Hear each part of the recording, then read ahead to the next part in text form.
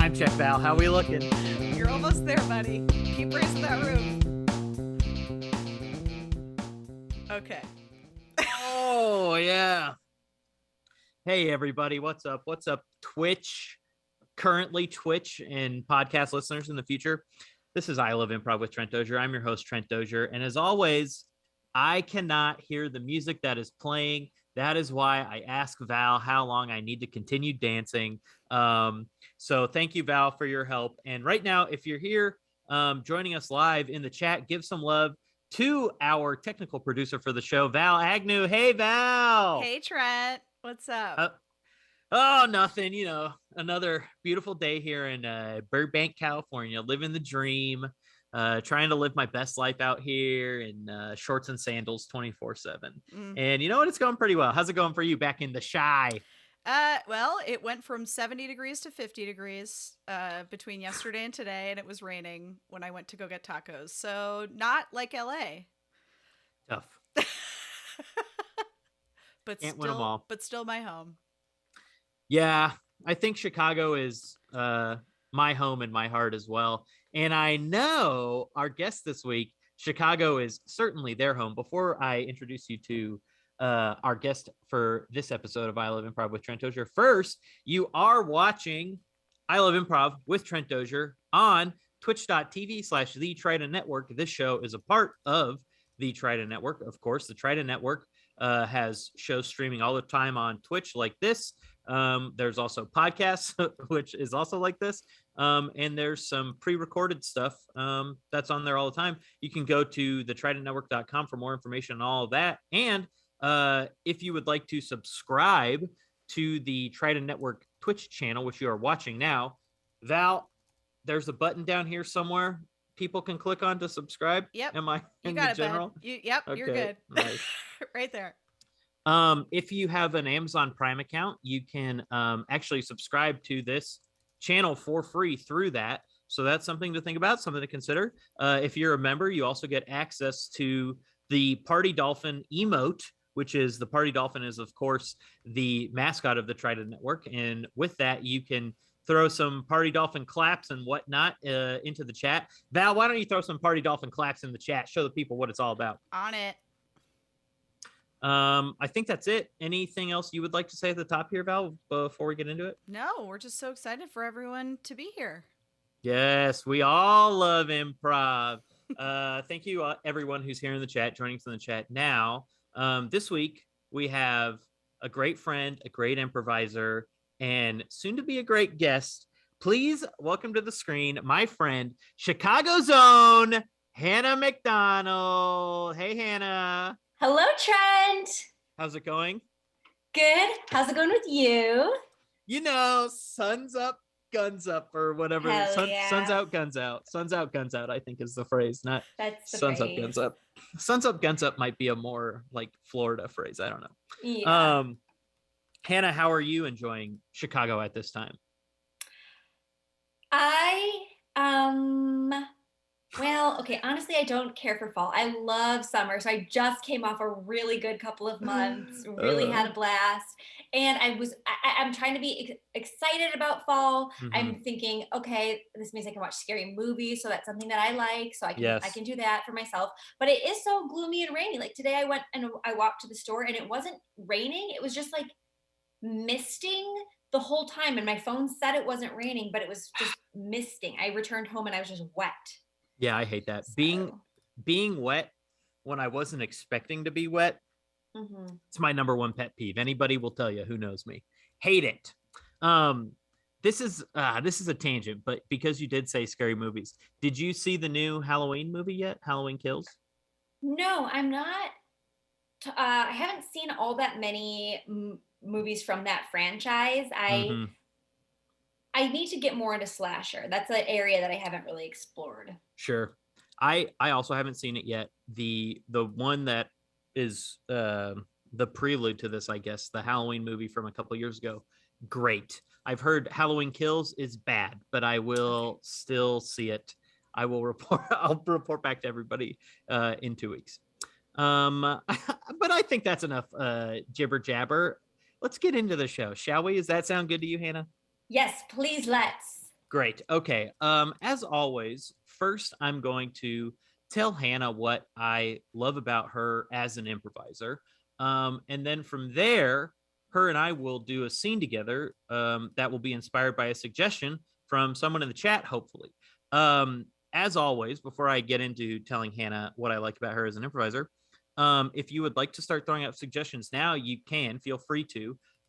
If you're not familiar with either of us, maybe this conversation will help inform the suggestion you give, number one. And number two, as always, we like a very specific suggestion, something that's not broad like pen, but something more specific like Hannah is a pen salesman with a limp, and Trent is her ward learning to be a pen salesman. You know, something better than that.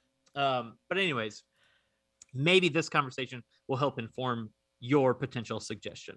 Hannah McDonald, I love to improvise with you. Hannah was my teammate on Carl and the Passions when I was in Chicago, and she was actually the person who recommended me for the team. So thank you to Hannah. And I think that's because we had fun playing with each other. We were in class at the same time at CIC Theater. So I think Hannah liked watching me do improv. I don't know. Seems like maybe yes. But I always loved watching Hannah do improv. Hannah, I feel like, first of all, as like a group player, I think you are an incredible teammate, both on stage and off. But specifically on stage, I feel like you're a great listener. You don't, if someone says something, whether they give it importance or not, you hear everything and you remember everything, and you are great at giving your teammates gifts and playing with your teammates. I also feel like you are someone who is not afraid to break on stage, which I like, but you're also someone who I think is a good actor, if that makes sense. So I just feel like when you do improv, it's always believable to me, and I really appreciate that.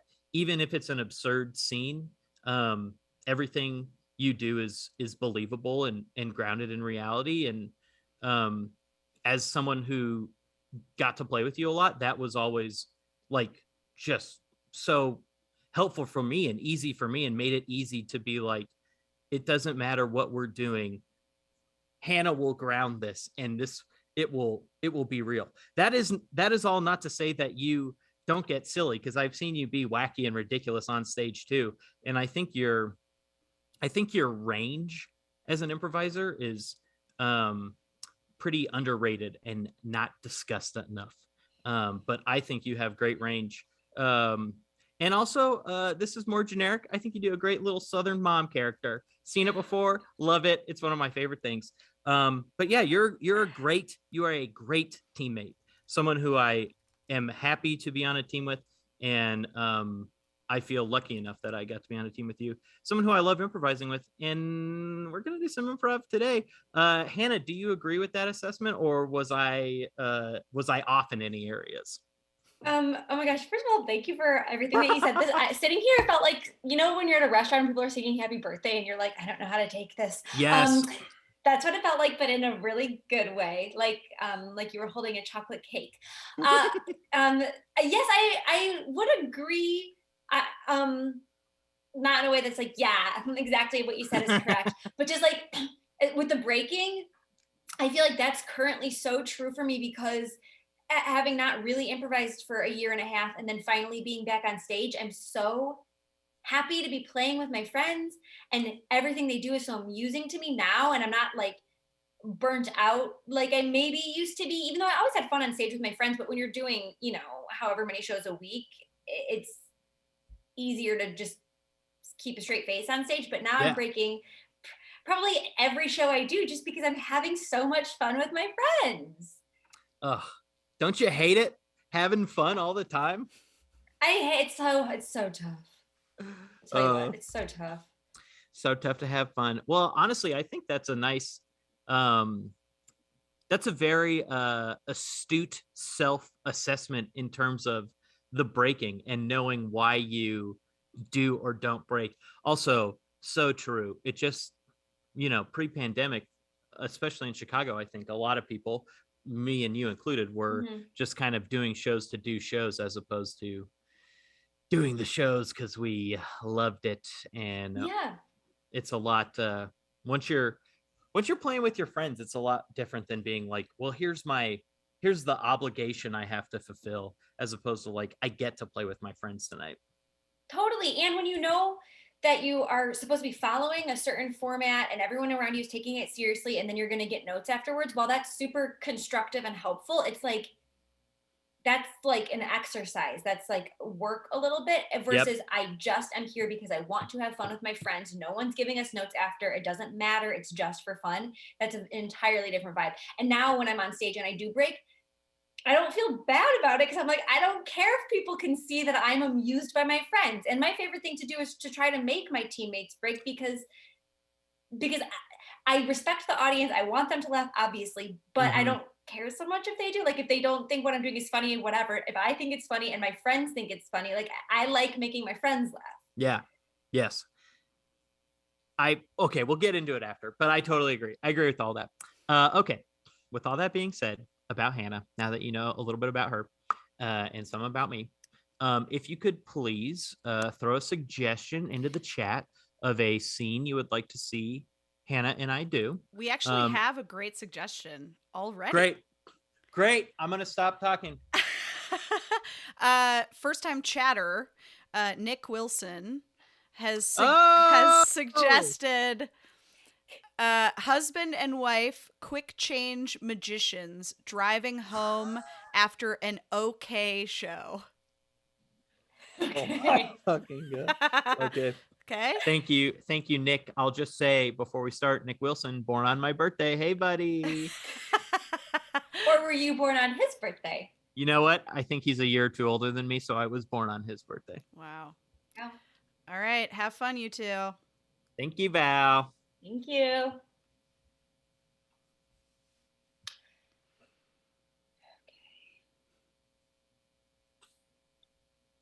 Well, I don't know if we have to get into specifics. I think we both know in what ways that went wrong. I just think it might be time to spruce up what we're doing coming out of intermission. Okay. I just kind of think Final Countdown is overplayed at this point. And also it doesn't make sense for us to do the Final Countdown trick coming out of intermission because, as I've explained before, Final Countdown should be the last trick. That should not be the song coming out of Final. You know what I mean? Yeah, no, and I hear you when you say that. Every time you say it, I do hear you, but I'm going to remind you, we're subverting audience expectations by doing it earlier on. No. And that in itself is a little bit magical because, it's the shock of it. And that's what we're trying to do. We're trying to shock and awe. Right. Are we, okay, yes. Are we trying, sure. Okay. Sorry. Are we trying to shock and awe, or are we trying to, have people leave happy with lasting memories of the shock and awe? Does that make sense? Are we trying to scare them, or are we trying to have them have memories forever? And I'll say it. I feel like fear is a lasting memory. My strongest memories from childhood are the times I was terrified. The time I encountered a Rottweiler, the time I got lost in the grocery store, the time that I passed a cemetery and forgot to hold my breath. Those memories stand out to me. Okay. Well, I don't know that everybody feels the same way. Like me personally, I hate to be afraid. I don't like being scared. Okay. And anytime I am scared, I forget those memories as soon as I can. Yeah. Okay. Well, I just feel like that's unique to you, and that probably our audience, if they're there to see magic, they want to be a little bit afraid. Do you associate magic with scared? Yes, because when I was a child, I went to a magic show, saw a lady chopped in half. Of course, I now know how that trick works, but at the time, the blood everywhere really got me. Yes. Okay. Okay. I didn't know that. I didn't understand that story had such a profound effect on you. I just think that I appreciate that we're subverting the form, but I feel as though it's time maybe we should fall back in line a little bit with the form. You're bored. I don't think I'm not bored. I love you and I love magic and I love subverting the form, but I just feel like okay, let me ask you this. Did you notice that the whole front row was gone for the second act of the show tonight? I thought that was a little bit magical. Where'd they go? No. Phoebe, that's not, they left. There's a group of magicians. Yeah, but I think if it was magicians, they would have put a little flourish on them leaving, like you or I would, Okay, well, not everyone's as good as us. I'm hearing you, and I maybe it was a jump to say you were bored, but what I'm hearing is you don't like things the way they are, and I can't help but take it personally. I didn't mean for this to come off as a personal attack towards you. As I said, I love you. I love magic. I love subverting the form. I love what we're doing. I just think, it might be time to spice up the act a little bit. Do something different, because while we are subverting the form, we've been subverting the form for 12 years now. So while it's subversion for the audience, it is repetition for us, and it's just a little boring. Also, we're both the assistant and we're both the magician. There's no there needs to be a hierarchy. I think we need to add a third in, someone we can kind of boss around the stage, I think. Oh, okay. I was thinking you were suggesting bring someone in above us, which I didn't want to call that idea crazy, but I'm glad that's not what you were saying. Someone below us. If I'm understanding you correctly, you're saying that you want to have a kid. I don't. Well, I don't. That's not. I suppose. Okay, don't cry, Phoebe. Don't cry. You're saying you want to have a kid. No, Phoebe, don't cry. That's not. Okay. Okay. No. 15 years ago, when it might still be possible now. We're gonna have to. I'll go to the doctor and I'll find out if it's possible. Yes, I think 44 is not that bad. 44 is still doable. It's not. I'll say. I just want to be clear. That isn't necessarily what I was saying. I wasn't totally. The implication wasn't that we should have a kid. The implication was we should have an assistant, like someone under us. Okay. I hear you. When I hear you say the word assistant, I'm thinking kid. It's got to be blood relative. Small child, got to be blood relative. Yeah, that's tough. I mean, based on the show is a family-oriented show right now in terms of all the performers. Oh man. Okay. All right. Okay. To be clear, Phoebe, I love you and I love magic, and I love you too. I just want to be clear. I wasn't saying that I wanted to have a kid with you, but you didn't have to say it. Okay. Not that I, to be clear, I don't not want to have a kid with you. Does that make sense? It's not that I kind of.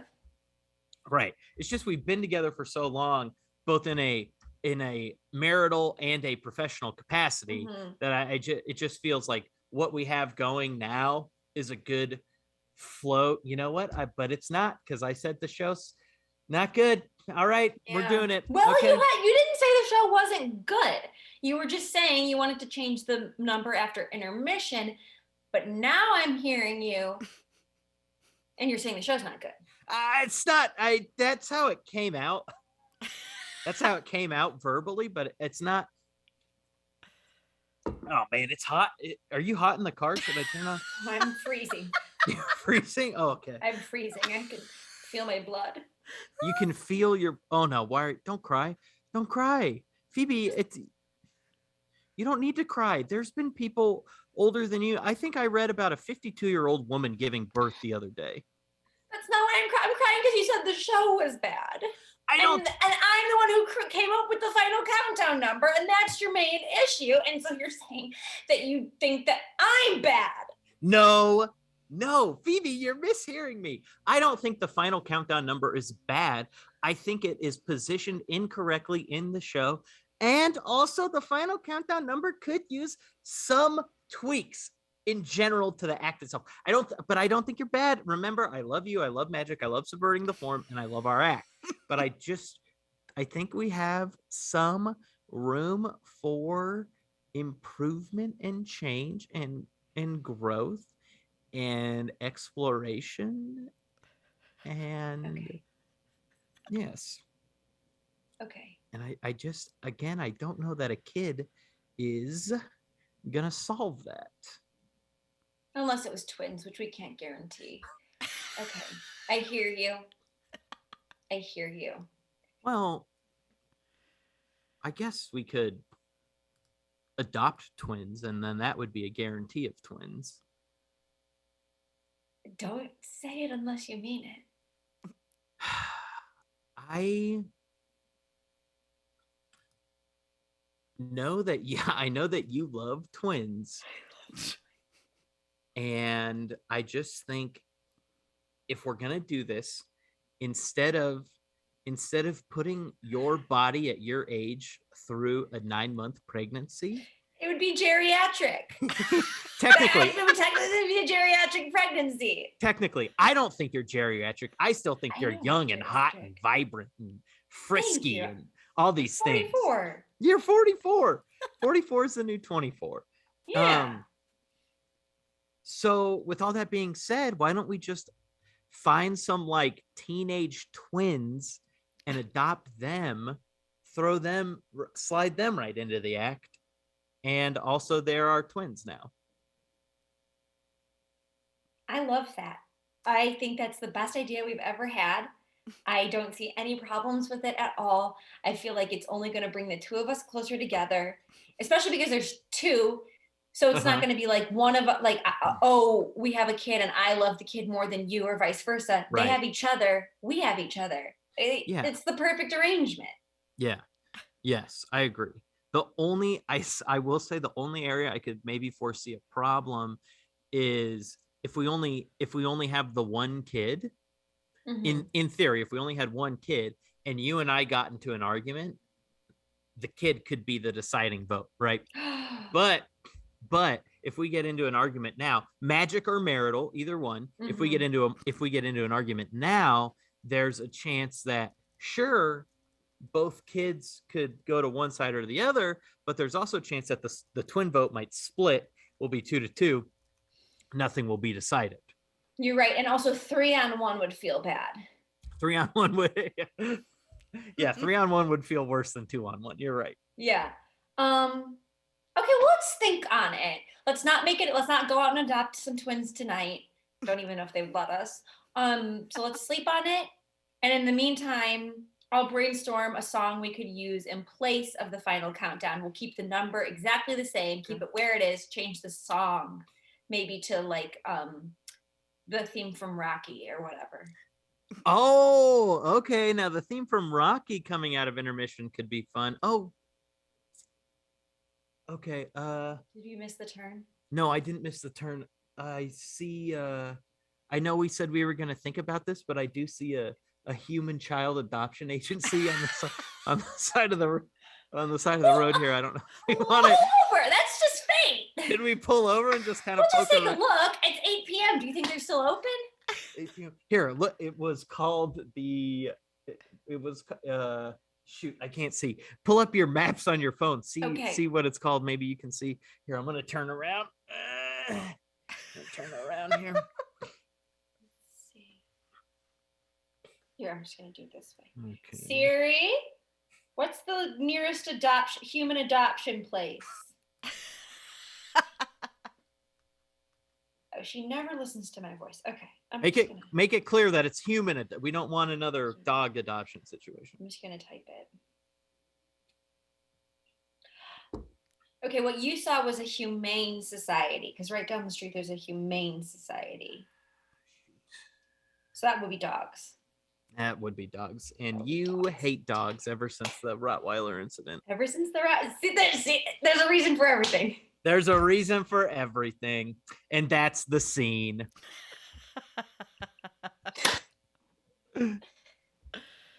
Ugh. Well, that was fun. Hannah, I gotta say, Hannah, for those who don't know, does love twins in real life. And I do love twins in real life. I love whenever something real like that comes up, and I feel like we get to play with something that you are passionate about in real life. So I was like, I'm passionate about twins. You are. Am I wrong? I have like my twin telepathy book. I won't. That's weird. Do you often find yourself wishing that you and Claire, your younger sister Claire, do you find yourself wishing that you two were twins? Yes. I have had to stop vocalizing that because it was upsetting her. Because she's really aware that I wish we were twins. But we're as close as we can get to being twins without being twins. Which is to say I copy everything she does. That's very funny. I meant that with some truth, but also kind of as a joke. And I think I laughed so hard because it was real. Yeah. My only hope is just that I will have twins one day. I think you will if you wish hard enough for it, or if you specifically adopt twins, then the paths are there for the dream to be fulfilled, I think. Thank you. I feel like since I want it so bad, it will be crazy to me if I don't have twins. I have tried to set myself up for that, but I'm like, I feel like dating a twin, it skips a generation. So I need to date somebody whose parents is a twin. And I have done that. But it didn't work out. So here I am. Gotta find another one. I have to. Everybody on the apps, I'm like, hey, what's your parent situation? How many aunts and uncles do you have and why? Are they twins? Yeah, they're twins. But you, correct me if I'm wrong, and I'm sorry that I'm absolutely taking us down this twin path away from any improv at all. But correct me if I'm wrong. You are only interested in identical twins and not fraternal twins? Yeah, because fraternal twins are just siblings born at the same time. Our friend Lisa and I had an extended discussion about this one night where it's just like, those are just siblings born at the same time. They're not twins. Then Claire and I are fraternal twins essentially, but just born 2.5 years apart. Yeah. I love identical twins. So, okay. So let me ask you this. What would be worse to you? You have 2 kids and they're born like 2.5 years apart, like you and Claire, but they are very similar and, have some twinish qualities, or you do have twins, but they're fraternal and not identical. Do they get along? Are they similar? Yes. They act as identical twins, but they are fraternal. Well, then I would like that because it's like, get it all out of the way at once, do all the baby stuff at the same time. You don't have to like just get out of the baby stuff and then get right back into it with another sibling. Oh, and I dated an identical twin once. Really? Yes, briefly, but I don't think I would have had twins with him because it skips. Like I said, it skips. Yeah. It can skip, yeah. Well, that's a bummer. All right. Well, that was some good twin talk. Check out Hannah's podcast. I didn't date him Twin because Talk. he was a twin. That sounds nasty. I dated him and then I learned that he was a twin. I'm not seeking out twins. I don't know. I will say it does sound like you're seeking out twins. I liked this guy, then I learned he was a twin. So it was like a bonus, a happy bonus. Yeah. Wait, was he an identical twin or was he a fraternal twin? Identical, I believe. I never met his brother, but yeah, identical. Okay, here's another question. Sorry, I know we're still in Twin Town over here. Here's another question I have though. Identical twins are your preferred, of course.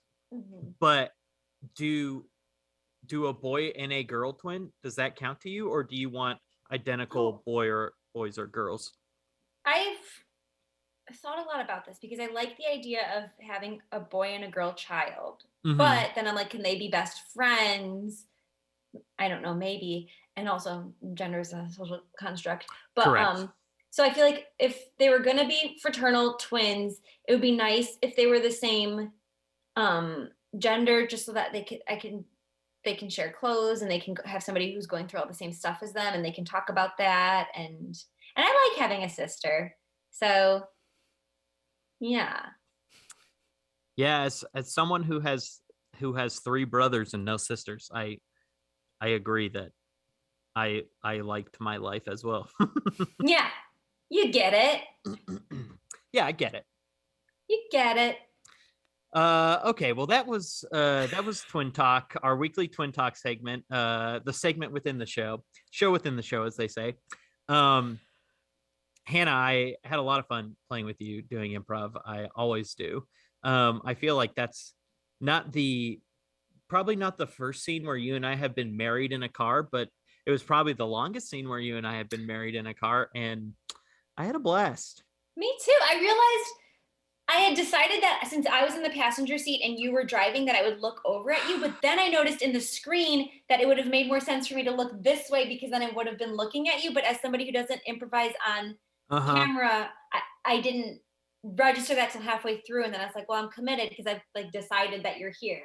Yes, that is so funny. I had 2 things that were bothering me that I was doing, which was, one, I started driving just to show that I was driving, but then my hands were unrealistically high in the screen just so I could show, like if I was down here, like I'm holding the wheel down here, but no one can even see. So then I was kind of in and out, but then I was also doing stuff with my hands. And I was like, well, if you're listening to this on a podcast, it doesn't matter. No one can see it anyways. And then the other thing was I noticed you started looking at me and I was like, okay, Hannah McDonald, she's very smart. That's smart. So then I started looking to you, but I was turning left. But then I realized me looking left isn't the way I was. It looked like I was, anytime I turned, it looked like I was talking out the car window instead of looking at you, based on how it was a mess. If you were watching this visually, it probably would have been better if you closed your eyes and just listened. I almost muted myself for the stream and just like told you that in the middle of the scene because I felt so bad. I saw you realizing it and I was like, oh no. But because either way, because if I'm the passenger, you were looking the right way as far as I could tell, Hannah. Yeah. It was? Okay. Hannah, you were turned the right way, but the way we were positioned, I was driving the car, let's call it London style, and you were in the passenger seat. So we were flip-flopped. So in my mind, the show we did was in London. Okay. Americans in London. Yes. We're traveling across the bar scene, across the world, putting on the shows. Well, logistics aside, you guys found the game really fast, which was very fun. The whole, like, I'm hearing blah, blah, blah, and then Trent repeating, I love you, I love magic, like, all of these things. Like, that back and forth was so fun. And, like, every time, Hannah, you saying something that was nothing like what Trent said was, like, perfect. Yeah. It was a great game. I was very tickled by you saying that what you're hearing is you wanted to have a kid, because I was thinking to myself, I was like, oh, that would be really funny if this was actually a kid. And then you fucking nailed it. You did it. And I was like, Hannah's good, dude. She knows what's funny. And you set it up. Well, thank you. But you can only throw the ball in the air. You need your teammate to dunk it down. That was verbally, that was pretty rough on my end, especially for someone who watched 5 hours of basketball yesterday. But everyone understands. Yeah, you dunk it down. Well, because I feel like in a car scene, when you're not distracted, like I get when you're in a scene elsewhere, you're supposed to be doing object work or whatever. But I feel like when you're in a car scene and there's not much to do, all you can do is focus on emotional stuff, really, which is, so any choice to make was an emotional one. So that's why when you're like, we need an assistant, it was like, okay, well, let's make it emotional. Yeah. Let's have a kid. Yeah. I totally agree. I think that choice specifically was a great choice because it was both smart and funny, I thought. And also, this is something I think Val and I have talked about on the show before in the last few weeks, is just like doing improv on this medium is it's not like doing it on a stage, especially now that stages are coming back and people are getting to do improv in person again. Like, especially if you're just listening to it on a podcast, like you don't get to see the physicality that we're doing. Like I noticed you did something with the window at one point, and I was like, great, that I've noticed that my scene partner did this. But like, unless you're literally being like, okay, I'm gonna roll up the window because it's a little chilly, and like that's not gonna come across on a podcast. And the thing that I think Val and I have talked about a little bit the last couple of weeks is like, I just don't know that I personally feel like I'm even comfortable or have totally figured out how to properly improvise through this medium of like, some people are seeing it, but also some people won't. And then it's also this tiny little box. Whereas when we're on stage, everything we're doing, if we're driving a car on stage, even though we're just trapped in the car, people are watching your full body and like seeing you tap the gas and control the steering wheel and all those things. So that's just an incredibly long-winded way of saying, yes, the more emotional choices you make, especially in these types of situations, the better. And Hannah, you made the most emotional choice possible, which was bringing life into this world. And it's funny because you were talking about the structure of your magic show, like for a lot of the scene, and your scene itself was very well structured. Like that bomb came like right sort of middle, like 2/3 in, and so it was like the perfect like moment for this like big emotional shock to the scene. You guys, I had a good rhythm like right out of the gate and like found those moments at good times through the scene. So it was fun for me because it was like meta. You were having a conversation about show structure and exemplifying good show structure at the same time. That's funny to hear, because when Trent called it, I was like, oh, it's been like 3 minutes. So I had no sense of where we were in it. Wow. And that's the sign of a couple people having fun. Don't know how long it's been. No, that was like 13 minutes, I think it was. Oh, I already erased it, but it was around 13 minutes. Whoa. Time flies when you're having fun, as they say. Also, I think that speaks to the familiarity we have with each other as improvisers, because we got to play together so long. I don't know if you've found this, Hannah, playing with people again, but the one show I did, obviously I moved to LA from Chicago during the pandemic, and I was back in Chicago 2 weeks ago, and I did one show with my team, Fair Dinkum, and it literally felt like riding a bike. It felt like it was just natural because I had done so many scenes with those people before. Did it playing you're on Little Heroes, a great team at LSI, which we will talk more about at the end of the show. Did it feel easy going back into that, or was there some rust for you improvisationally, or was it easy because you're friends with everybody? It was easy. I was so nervous, and I was trying to tell myself not to be nervous, because I was like, everybody knows none of us have done this in a year and a half. Nobody's going to be judging. I was like so nervous going into the show.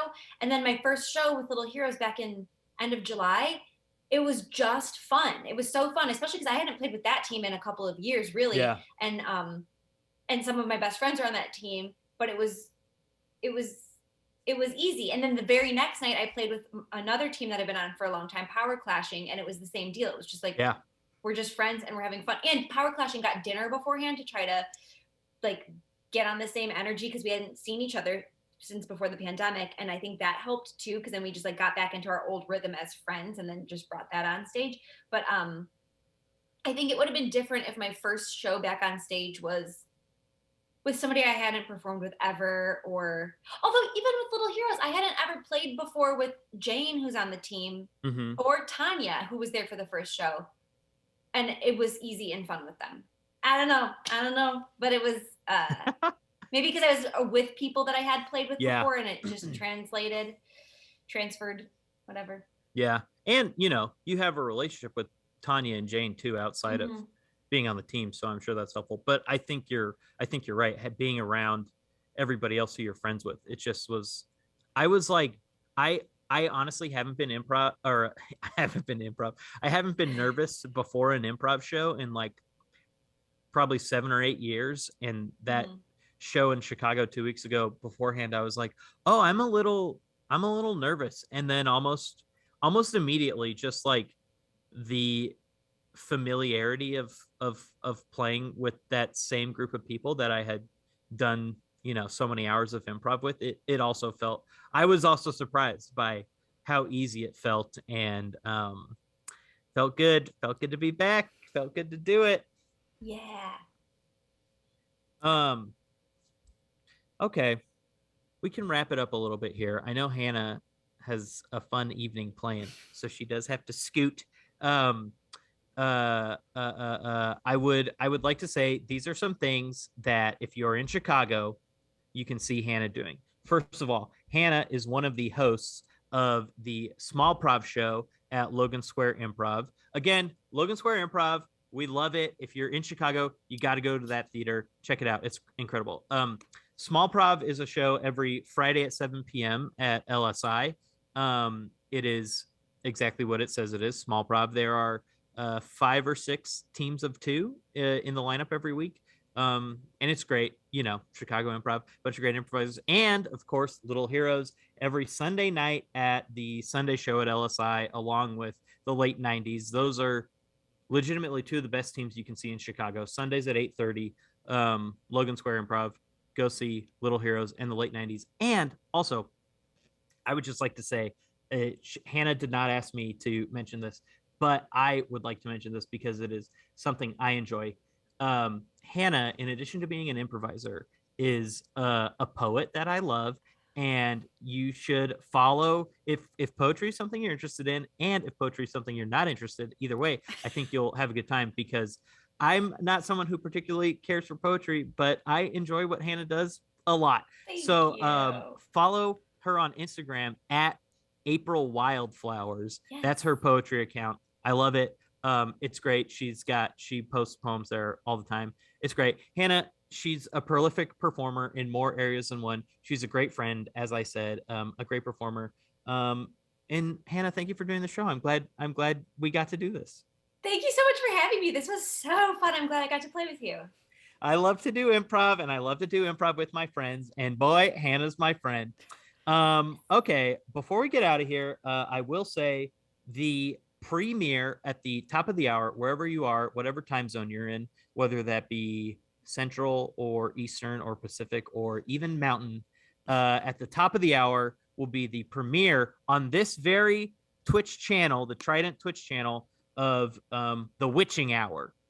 Val, please tell the people what The Witching Hour is all about.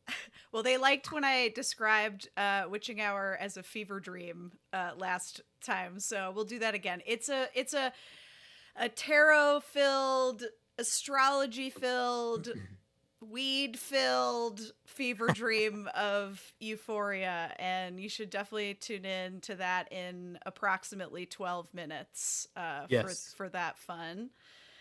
Also, I'm going to take a moment to shamelessly plug another performance at LSI on Saturday. This Saturday is my birthday, and I'm performing in the... Yeah, I'm turning 35, speaking of geriatric pregnancies.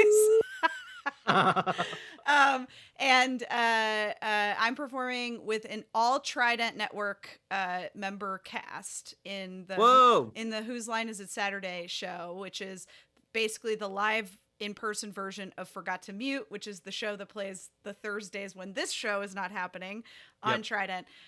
So if you are in Chicago and you want to go 3 nights in a row to see Hannah, and then you can squeeze in my birthday show in the middle if you are so inclined. this weekend. Sounds like a pretty sweet deal to me. Also, Logan Square Improv, every show there is either free or $5.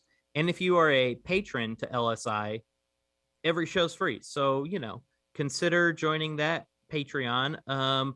Consider joining the Trident Network's Patreon, patreon.com/the Trident Network. If you join that Patreon, it helps not only this show, but all the other shows across the Trident Network. It's super helpful and a great way for you to support us if that is something you're looking to do. Also, if you're listening to this on a podcast, specifically Apple Podcasts, give us a rating, give us a review. That's also helpful. And if you listen to podcasts on Spotify like I do, don't do that because you can't. All right. I think that's it. Val, anything else?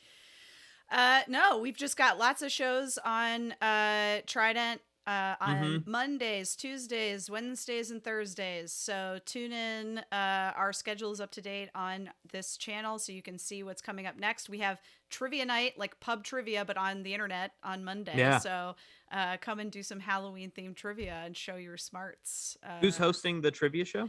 Becky Tremblay and Kristen Hallen. Great. They're both great. Mm-hmm. All right. Visit thetridentnetwork.com for more information on all things Trident, or, subscribe to this channel. Okay. I think that's it. Val, thank you as always. Thank you. Wonderful to talk to you every other week that I get to. We'll be back in 2 weeks. As Val said, next week, Forgot to Mute will be here. Another great improv show, short form improv. We love it. That's it. Hannah, thank you so much. Please enjoy The Exorcist tonight. Oh, yes, that's where Hannah's going to be, seeing The Exorcist. And everybody, please, I'm begging you to remember, I love improv. Bye.